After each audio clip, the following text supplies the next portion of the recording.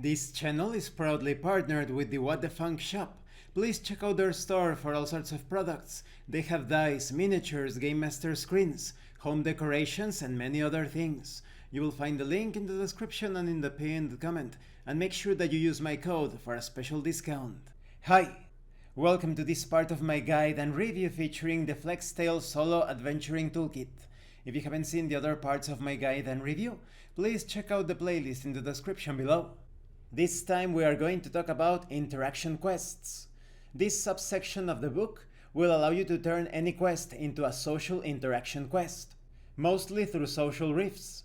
You might want to simply take an existing plot type and/or structure and make it fundamentally feel more like a social endeavor.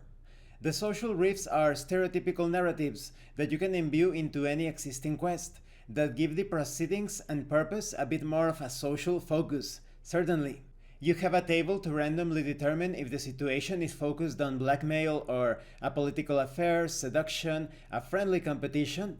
You can also randomly determine social encounters. Perhaps you are stopped by the guards. Maybe there is a score to settle. Or maybe you are recognized from elsewhere.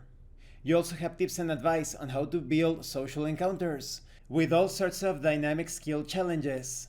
Tips on how to handle narrative interpretation, the number of stages for each social encounter, the difficulty of those encounters, perhaps there is disadvantage or advantage, and how many rolls are required to be successful at a particular social task, perhaps to convince someone or to get someone on your side. Perhaps this social encounter has to do with intimidation, diplomacy, or just to gather information.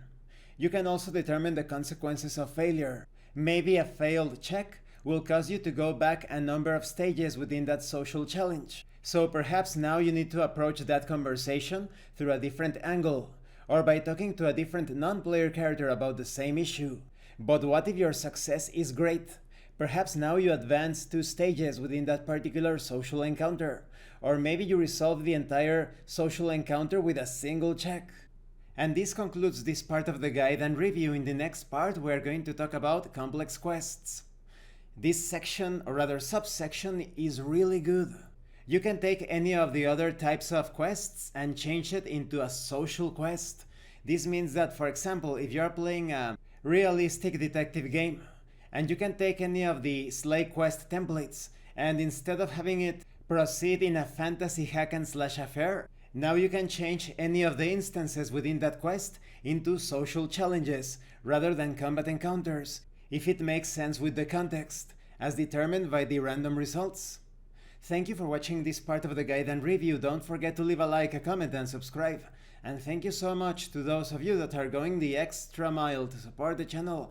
If anyone else wishes to further support the channel, consider joining as a member or using the super thanks button. You can also check out the pinned comment below. This has been Abraham L. Jaguar, a professional game master. I am currently unavailable for professional sessions, but I will put my contact information in the description and in the pinned comment for when I am available again. And remember, in tabletop RPGs, it's not about what you want your characters to do, it's about what your characters are doing.